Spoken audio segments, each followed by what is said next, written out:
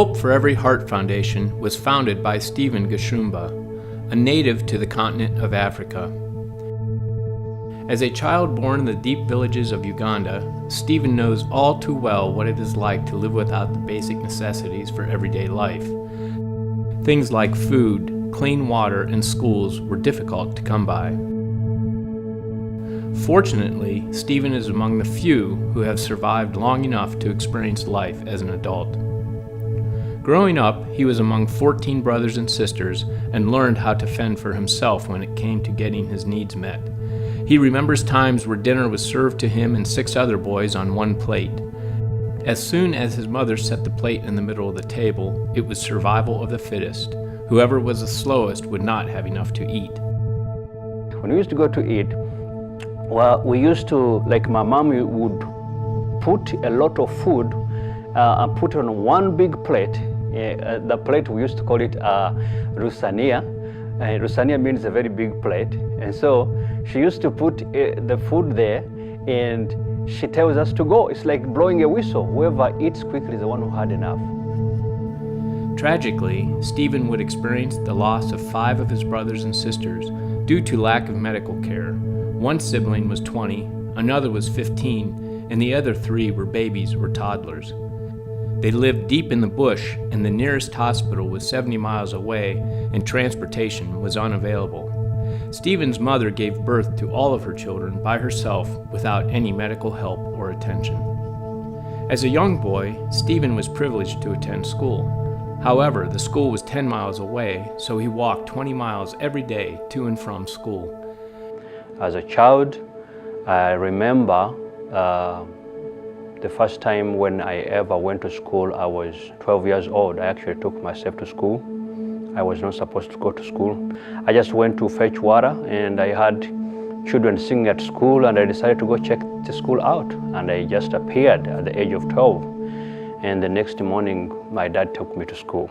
So they actually used to call me at school. They used to call me Lulira Munyana. Lulira Munyana is a Luganda word which means that a big cow feeding with the little ones, because I was much older than all of the kids. I was 12 and they were 6 and 5. He also remembers the first time he wore a pair of shoes, at age 18. Prior to that, he walked everywhere, deep in the jungle, in his bare feet, including the 20 miles back and forth to school. It is also worth mentioning that Stephen was 18 years old when he experienced electricity for the first time. Some few years ago, as Stephen was reflecting on his life, he was reminded of his life background, early childhood, lifestyle, family, friends, and community in Africa. He began to wonder and ask himself what he could do to help the lives of those he loved. He knew something had to be done to serve his own village people. He believes that all things work together for good, and therefore his life background is his ministry and calling from God. Since then, Stephen, who only had 7 classes of primary education, knew that he needed more leadership training in order to be more effective in helping his people.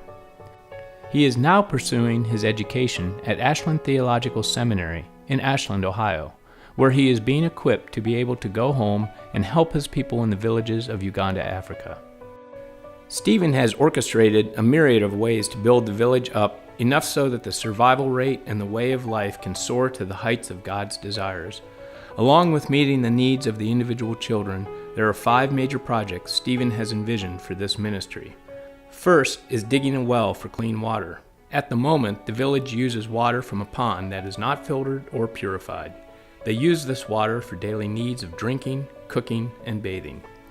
Next is sponsoring HIV-infected and helpless children. Many children can't afford to go to school because their parents don't work and live in dire poverty. A school building is desperately needed. The current school in the village of Uganda is held under a tree. There is no building to protect the children and teachers from the outside elements. In addition, there is a huge need to build a school for adult education. A lot of people in the villages are unable to read and write. The final major project needed is that of building a local hospital. The nearest hospital is in Chiboga, which is 40 miles away from the village. In America, we are privileged to have daily access to clean water, schools, and medical care. In the villages of Uganda, survival takes precedent over these basic needs. At Hope for Every Heart, our goal is to give hope to the helpless children of the villages of Africa by giving them clean water and education and medical care. We believe there is hope for all.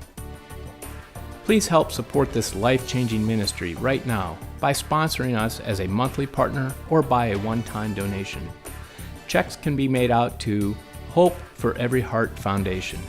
Our mailing address, Cato Peak Trail, Joshua, Texas, 76058. Our telephone number is 419-685-4829. You also can go to our website, www.hopeforeveryheart.org, to get more information on what you can do to make a difference for Ugandan children. Thank you, and may God bless you.